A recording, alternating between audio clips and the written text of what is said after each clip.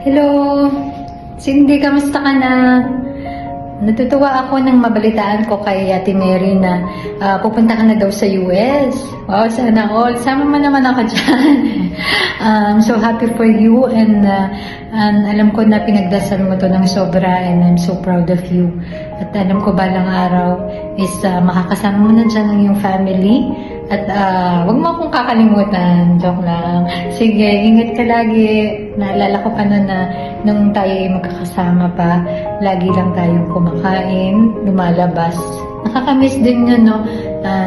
Sensya na hindi ako nakapunta dyan kasi minauna ng appointment. Pero don't worry. Lagi ka namang nasa prayers ko. Ingat lagi.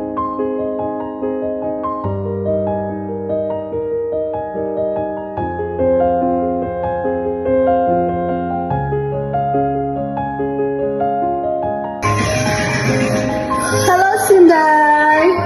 We're so glad that you're coming here. Welcome to the US. And just let me know if you need anything at all. I got you, girl. Yeah. And we're so excited to see you. Okay? Say, welcome to the USA. Welcome to the USA. Citizen. And today we having a baby brother for the first time. And then it was a baby. I come not getting braces. And they grow up, I can get braces. That's it. Like, why not get braces? So for now, I'm not getting braces. Today is my first day at school and kindergarten. I can be so good. And like, I'm feeling good up now. I'm just not sick. I'm just already not. I'm okay. And I love you. Welcome to the USA.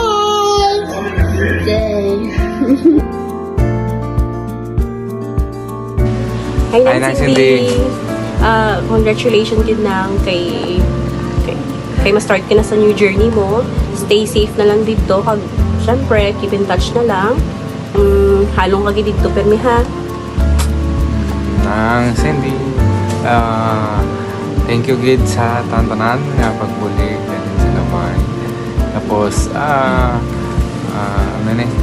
good luck sa new journey sa imo nga. Congratulations our USRN. Mamiss ka gid na mo ng Kita-kits masunod mga to.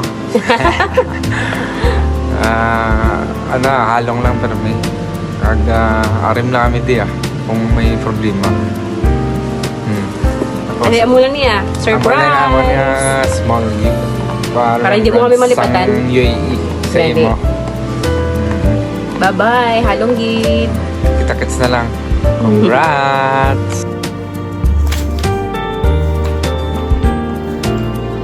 Hello, Mami Cindy.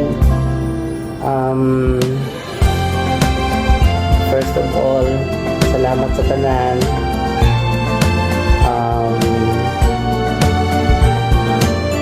Sa mga bully. Makibot lang ko nga bali malakat ka na. So, wala namon kaya mo gid na you are a strong woman. English get. You're a strong woman indeed. So, kung may mga doubts at mga obstacles, balaan naman kaya mo din na kay bilang ikaw sa potential mo, in your great potential, ma-overcome mo din ang mga problema dito. Hindi ka naman na mas culture shock.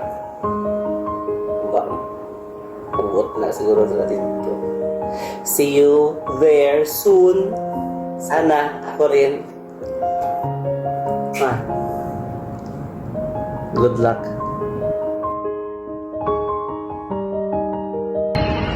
Hello, Zay! Kamusta? Finally, makakarating ka na rin sa US of A soon. Akalain mo yun, naalala ko dati, siguro mga 2018 or 2019 yata yun, parang pinag-uusapan lang natin nila Joanne yung pagpunta sa US. And akalain mo yun, finally, after